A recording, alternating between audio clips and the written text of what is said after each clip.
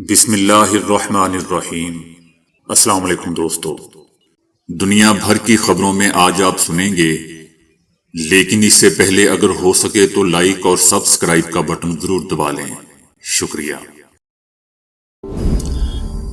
بھارتی ریاست مدھیہ پردیش کے ضلع ساگر میں ہندو انتہا پسندوں نے مسلمانوں کی دکانوں کو نظر آتش کر دیا، جس کے بعد علاقے میں کشیدگی بڑھ گئی۔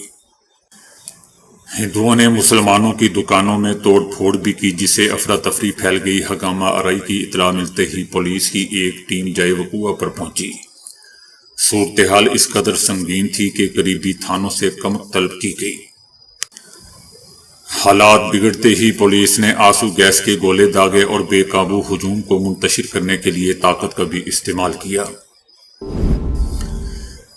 اسرائیلی وزیر اعظم نیتن یاہو کا کہنا ہے کہ ہم اس جنگ کا خاتمہ اس وقت تک نہیں کریں گے جب تک حماس کو ختم نہ کر دیں، اور جب تک تمام قیدیوں کو واپس نہ لے آئیں جنگ کو ختم نہیں کریں گے۔ نیتن یاہو کا یہ بھی کہنا تھا کہ حماس کے مطالبات کے سامنے جھک گئے تو ہم غزہ میں دوبارہ جنگ نہیں کر سکیں گے۔ غزہ میں حماس کی حکومت کا برقرار رہنا اسرائیل کے لیے بہت بڑی شکست ہوگی۔ نیتن یاہو کا کہنا تھا کہ حماس تو جنگ کے خاتمے اور اپنی حکومت کو برقرار رکھنے کا مطالبہ کر رہی ہے۔ حماس اسرائیل کے مکمل انخلاء اور غزہ کی تعمیر نو کا بھی مطالبہ کر رہی ہے۔ تعمیر نو کی وجہ سے اتنی بڑی امداد آئے گی کہ وہ دوبارہ مسلح ہو جائیں گے۔ نیتن یاہو کا کہنا تھا کہ ایسی شرائط پر جنگ کا خاتمہ پیغام دے گا کہ اغوا کاری کے ذریعے اسرائیل کو جھکایا جا سکتا ہے۔ یہ یقینی بنانا بھی ہے کہ غزہ پٹی اسرائیل کے لیے مزید خطرہ نہیں بنے گی۔ نیتن یاہو کا کہنا تھا کہ حماس کی شرائط پر جنگ ختم کرنے کا کہنے والے اسرائیلی دانشور حماس کا پروپیگنڈا دہرا رہے ہیں۔ نیتن یاہو کا کہنا تھا کہ ایران کو جوہری ہتھیار حاصل کرنے سے روکنے کے لیے پرعزم ہوں۔ اپنے اس عزم سے دستبردار نہیں ہوں گا اور نہ ہی پیچھے ہٹوں گا۔ امریکہ اور ایران نے ایٹمی ڈیل سے متعلق مستقبل میں معاہدہ کرنے کے اصولوں پر اتفاق کر لیا ہے۔ ایران کا کہنا ہے کہ اس بار ہم مستقبل میں معاہدے سے متعلق کئی اصولوں اور مقاصد پر متفق ہو گئے ہیں۔ اتفاق کیا گیا ہے کہ بات چیت کا تیسرا دور 26 اپریل کو ہوگا، جبکہ ماہرین کی سطح پر ٹیکنیکل گروپس کی میٹنگ 23 اپریل کو عمان میں ہوگی۔ عمان کا کہنا ہے کہ ایسا منصفانہ مستقل معاہدہ کیا جا سکے جو یقینی بنائے کہ ایران پر عائد پابندیاں اٹھائی جائیں۔ عمان کا کہنا ہے کہ ایران کی جانب سے ایٹمی ہتھیار بنانے کی نیت سے متعلق شکوک دور ہوں، ساتھ ہی ایران کو یہ حق حاصل رہے کہ وہ پرامن مقاصد کے لیے ایٹمی انرجی استعمال کر سکے۔ امریکہ میں صدر ٹرمپ اور ان کی پالیسیوں کے خلاف مختلف ریاستوں میں احتجاجی مظاہرے ہو رہے ہیں، جن میں ہزاروں افراد شریک ہیں۔ واشنگٹن ڈی سی میں بھی مظاہرین کی ایک بڑی تعداد جمع ہوگی، جبکہ نیو یارک، فلوریڈا سمیت مختلف مقامات پر مظاہرین اپنا احتجاج ریکارڈ کروا رہے ہیں۔ امریکی میڈیا کا بھی کہنا ہے کہ واشنگٹن سمیت امریکہ کے دیگر شہروں میں ٹرمپ کے خلاف مظاہروں کی کال 50-501 موومنٹ دی ہے۔ 50-501 کا مطلب 50 امریکی ریاستوں میں 50 مظاہروں کی ایک تحریک ہے۔ روسی صدر پیوٹن نے عیسائیوں کے مذہبی تہوار ایسٹر کے موقع پر روس یوکرین جنگ میں عارضی جنگ بندی کا اعلان کر دیا۔ روس 19 اپریل شام 6 بجے سے 21 اپریل رات 12 بجے تک جنگ بندی پر عمل کرے گا۔ یوکرین کی جانب سے جنگ بندی پر عمل کی امید رکھتے ہیں، ایسا دوستو روس کا کہنا ہے۔ روس کا یہ بھی کہنا ہے کہ روسی فوج یوکرین کی جانب سے جنگ بندی کی خلاف ورزی کا جواب دے گی۔ روسی صدر پیوٹن نے اپنے بیان میں کہا ہے کہ عارضی جنگ بندی کے دوران یوکرین کا رویہ امن معاہدے کے لیے اس کی سنجیدگی ظاہر کرے گا۔ ان کا کہنا تھا کہ روس ہمیشہ سے امن بات چیت کے لیے تیار ہے۔ یوکرین تنازع کے منصفانہ حل کے لیے امریکہ، چائنا اور دیگر ممالک کی خواہش کا خیر مقدم کرتے ہیں۔ امریکہ کی جانب سے اعلان کیا گیا ہے کہ شام میں امریکی فوجیوں کی تعداد 1000 سے کم کر دی جائے گی۔ امریکہ کا کہنا ہے کہ شام میں فوج کی کمی کے باوجود خطے میں فوجی صلاحیت برقرار رکھی جائے گی۔ عالمی برادری تخریب کار تنظیم کے قیدیوں کا مسئلہ بھی حل کرے۔ پاکستان تحریک انصاف کے رہنما شعیب شہین نے ایک بار پھر فواد چودھری پر تنقید کرتے ہوئے کہا ہے کہ فواد چودھری پارٹی میں تقسیم ڈالنے والا ٹوٹ ہے۔ ان کا کہنا تھا کہ جبکہ فیصل چودھری ان کے بھائی کو جھوٹ بولنے پر عمران خان نے پارٹی سے نکالا تھا۔ یاد رہے دوستو کہ اس سے پہلے بھی شعیب شہین اور فواد چودھری ایک دوسرے پر سنگین الزامات لگا چکے ہیں، جبکہ دونوں رہنماؤں کے درمیان ہاتھا پائی کے واقعات بھی رپورٹ ہو چکے ہیں، جس میں شعیب شہین نے فواد چودھری سے مار بھی کھائی تھی۔ صوبہ خیبر پختونخوا کے ضلع بٹگرام میں پسند کی شادی کے 12 سال بعد 3 بچوں کی ماں کو مارنے کا انکشاف قبر کشائی کے بعد دوستو پوسٹ مارٹم کی رپورٹ میں ہوا۔ یہ المناک واقعہ اس مہینے 9 اپریل کو پیش آیا، جس میں خاتون کو مار کر اس کی باڈی کو خاموشی کے ساتھ دفن کر دیا گیا۔ 2 دن کے بعد شوہر کی درخواست پر پولیس نے اپنی تفتیش کے نتیجے میں قبر کشائی کے بعد مجسٹریٹ کی موجودگی میں پوسٹ مارٹم کروایا۔ بٹگرام پولیس کے مطابق اب تک 7 ملزمان کو گرفتار کر لیا گیا ہے، جن میں سے 4 مقتولہ کے بھائی ہیں اور 3 جرگے کے رکن ہیں، جبکہ ایک شخص مفرور ہے جس کی گرفتاری کے لیے چھاپے مارے جا رہے ہیں۔ خاتون کے شوہر نے پولیس کو بتایا کہ پسند کی شادی کے بعد ایک مقامی جرگے نے دونوں خاندانوں کے درمیان صلح کے لیے 8 لاکھ روپے بھی وصول کیے تھے، مگر فریقین کے بیچ کبھی صلح نہیں ہو سکی۔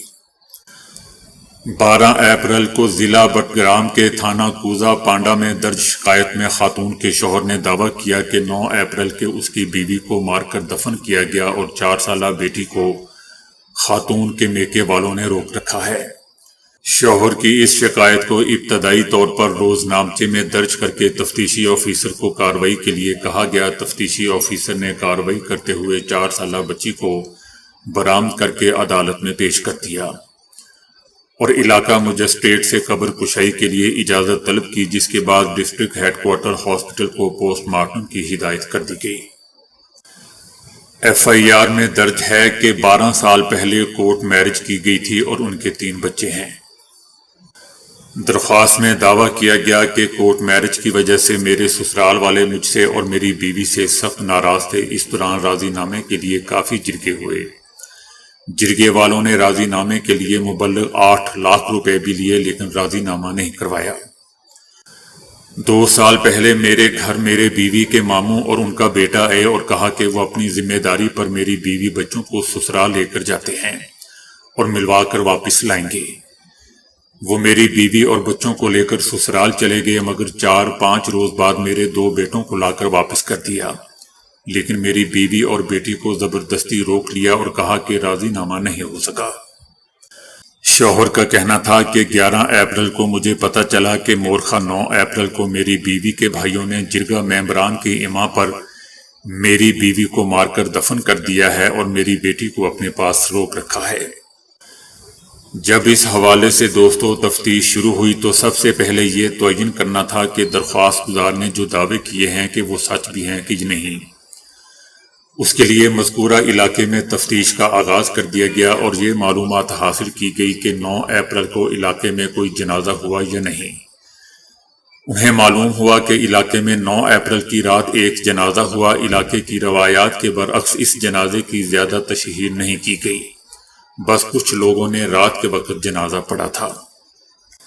جنازے میں بہت کم لوگ تھے، جبکہ تدفین کے وقت تو گنے چنے لوگ ہی تھے۔ اب اس میں مقتولہ کے قریبی رشتہ داروں سے بھی نہیں پوچھا جا سکتا تھا، ورنہ وہ الرٹ ہو جاتے۔ مقتولہ کی قبر کی نشاندہی کے بعد قبر کشائی کی اجازت لی گئی اور پھر پوسٹ مارٹم رپورٹ آنے پر مقدمہ درج ہوا۔ پولیس کا کہنا تھا کہ مقتولہ 2 سال سے اپنے میکے میں رہائش پذیر تھی، جہاں ان کے 4 بھائی ایک بڑی عمارت کے الگ الگ حصوں میں مقیم تھے۔ واقعہ اس عمارت کے اندر پیش آیا اور حالات اور واقعات بھی یہی بتا رہے ہیں کہ خاتون کے ساتھ جو کچھ بھی ہوا اس کے ذمہ دار اس کے 4 بھائی ہیں۔ مقتولہ کے شوہر کا کہنا تھا کہ کورٹ میرج کے بعد مجھے اندازہ تھا کہ کچھ بھی ہو سکتا ہے اور اس لیے انہوں نے فی الفور صلح کی کوشش شروع کر دی۔ اپنے سسرال والوں کو ہر طرح سے باور کروانے کی کوشش کی کہ ہم نے نکاح کیا اور علاقے میں ہی موجود ہیں، آپ کا دل خفا ہوا ہے تو میں ہر طرح سے معافی مانگنے کو تیار ہوں، بلکہ معافی مانگتا ہوں۔ شوہر کا کہنا تھا کہ انہوں نے صلح کا ہر ممکن طریقہ اختیار کیا، لیکن ایسا نہیں ہو سکا، یہاں تک کہ اپنی بیوی کے ماموں اور کزن کی ذمہ داری پر اپنے بیوی بچوں کو ان کے گھر بھی بھیجا کہ شاید اس طرح ان کا دل نرم ہو جائے اور وہ صلح کر لیں۔ شوہر کا کہنا تھا کہ مگر بدقسمتی سے میں دھوکے میں مارا گیا اور اس کے 2 سال تک میں اپنی بیٹی اور اہلیہ کو دیکھنے کے لیے بھی ترس گیا تھا۔ اس دوران جو اطلاعات مجھے ملتی رہی ان کے مطابق میری بیوی اور بیٹی کو بہت برے حالات میں رکھا ہوا تھا۔ مقتولہ کے شوہر کا کہنا تھا کہ اس دوران انہوں نے بہت جرگے کیے کہ ان کی بیوی اور بیٹی کو گھر بھیج دیا جائے، مگر مجھے کہا جاتا رہا کہ اگر میں نے پولیس کی مدد لینے کی کوشش کی تو وہ میری بیوی اور بیٹی کو نقصان پہنچا دیں گے، جس پر میں جرگے ہی کے ذریعے سے کوشش کرتا رہا۔ جس ڈر سے 2 سال تک خاموش رہا، آخر وہی ہو گیا۔ دوستو، یاد رہے کہ سن 2024 میں پاکستان میں نام نہاد غیرت پر 547 وارداتیں ہوئیں، تاہم اعداد و شمار میں یہ نہیں بتایا گیا ہے کہ کتنے ملزمان کو گرفتار کیا گیا یا انہیں سزا دی گئی۔ کچھ دن پہلے بھی کوہستان میں ایک المناک واقعہ پیش آیا۔ کوہستان پولیس کے مطابق مقتولین لڑکا اور لڑکی آپس میں ماموزاد تھے، جن کو لڑکی کے والد نے اندھا دھند فائرنگ کر کے مار دیا اور پولیس نے ملزم کو گرفتار کر لیا۔ ایسے واقعات میں دوستو اضافہ دیکھا جا رہا ہے اور اکثر انصاف کے تقاضے بھی پورے نہیں کیے جاتے۔ اکثر اوقات پاکستان میں شہادتیں گواہی دستیاب نہ ہونے پر ملزمان عدالتوں سے بری ہو جاتے ہیں یا ضمانتیں حاصل کر کے اپنا اثر و رسوخ استعمال کر لیتے ہیں۔ خیبر پختونخوا حکومت نے گردے، جگر اور ٹرانسپلانٹ کا علاج صحت کارڈ میں شامل کرنے کا فیصلہ کر لیا۔ بیرسٹر سیف کا کہنا ہے کہ عمران خان کے ویژن کے مطابق خیبر پختونخوا حکومت نے ایک اور انقلابی قدم اٹھایا ہے۔ حکومت نے ٹرانسپلانٹ سروسز مفت فراہم کرنے کا فیصلہ کر لیا ہے، جس کا خرچ حکومت برداشت کرے گی۔ منشیات کے عادی افراد کی بحالی کو بھی جلد صحت کارڈ میں شامل کر لیا جائے گا۔ پاکستان تحریک انصاف نے کہا ہے کہ ہمارے بیک ڈور یا سامنے کسی قسم کے اسٹیبلشمنٹ سے مذاکرات جاری نہیں ہیں۔ جو اپنی ذاتی حیثیت میں کوشش کر رہے ہیں وہ کرتے رہیں۔ ان کو بھی خان صاحب نے کہہ دیا ہے کہ میری رہائی کے حوالے سے میں نے کسی کو بھی آتھرائز نہیں کیا کہ وہ کوئی مذاکرات کرے۔ اب بات وہاں فائنل ہو چکی ہے۔ اگر کوئی کلیم بھی کرتا ہے کہ مجھے خان نے آتھرائز کیا ہے تو خان صاحب نے واضح کر دیا ہے کہ میں نے کسی کو آتھرائز نہیں کیا۔ پاکستان تحریک انصاف کا مزید کہنا ہے کہ خان صاحب نے ایک اور بات بڑی واضح کر دی ہے، ساتھ ہی کہ ہم بطور پولیٹیکل پارٹی مذاکرات کے بالکل بھی خلاف نہیں ہیں، مگر مذاکرات کس لیے؟ نمبر 1 قوم کے لیے، نمبر 2 آئین کی بالادستی اور نمبر 3 قانون کی حکمرانی کے لیے اور جمہوریت کے لیے۔ وسطی نائجیریا کی بینو ریاست میں مبینہ طور پر خانہ بدوش مویشیوں کے حملوں میں کم از کم 56 افراد مارے گئے۔ حکومت کا کہنا ہے کہ تلاش اور بچاؤ کی کارروائیوں کے جاری رہنے سے مرنے والوں کی تعداد میں مزید اضافہ ہو سکتا ہے۔ حکومت کا کہنا ہے کہ بڑی تعداد میں ملیشیا نے رات کے وقت بینو ریاست کے ایک علاقے پر حملہ کر دیا۔ یہ حملہ چرواہوں اور کسانوں کے درمیان مہلک جھڑپوں کے دوبارہ سر اٹھانے کے درمیان ہوا۔ یہ تنازعہ حالیہ برسوں میں سینکڑوں افراد کی جانیں نگل چکا ہے۔ خانہ بدوش مویشیوں کے چرواہوں اور کاشتکار برادریوں کے درمیان جھڑپوں میں 500 سے زائد افراد ہلاک ہو چکے ہیں، جبکہ 2.2 ملین افراد اپنے گھر چھوڑنے پر مجبور ہو گئے ہیں۔ بتایا جا رہا ہے کہ ایک گانا، ایک سانگ تاریخ میں ایسا بھی ہے جس کو سن کر تقریباً 100 جانیں جا چکی ہیں اور حکام کو اس کے خلاف اقدامات بھی کرنے پڑے ہیں۔ ہنگری سے تعلق رکھنے والے ایک موسیقار نے 1933 میں ایک گانا لکھا تھا جس کو گلومی سنڈے کا نام دیا۔ انہوں نے یہ گانا اپنی دوست کے لیے لکھا تھا جو انہیں چھوڑ گئی تھی۔ اس گانے کی شاعری انتہائی غمزدہ تھی اور جو کوئی بھی اس کو سنتا وہ اپنے آپ کو مارنے پر آمادہ ہو جاتا، اس لیے اس گانے کو ہنگرین سوسائڈ سانگ بھی کہا جاتا ہے۔ ابتدائی طور پر کئی گلوکاروں نے اس کو گانے سے انکار کر دیا، تاہم 1935 میں گانا ریکارڈ اور ریلیز کر دیا گیا، جسے جیسے ہی گانا ریلیز ہوا بڑی تعداد میں لوگ مرنے لگے، اور ایک رپورٹ کے مطابق ہنگری میں یہ گانا سننے کے بعد اپنے آپ کو مارنے کی تعداد میں دوستوں نمایاں اضافہ دیکھا گیا، اور کئی کیسز میں یہ دیکھا گیا کہ اپنے آپ کو مارنے والوں کی باڈیز کے ساتھ یہ گانا چل رہا ہوتا تھا۔ شروع میں اس گانے کو سن کر مرنے والوں کی تعداد 17 بتائی گئی، لیکن بعد میں یہ تعداد 100 کے قریب پہنچ گئی۔ صورتحال اس حد تک خراب ہو گئی کہ 1941 میں حکومت کو اس گانے پر پابندی ہی عائد کرنا پڑ گئی۔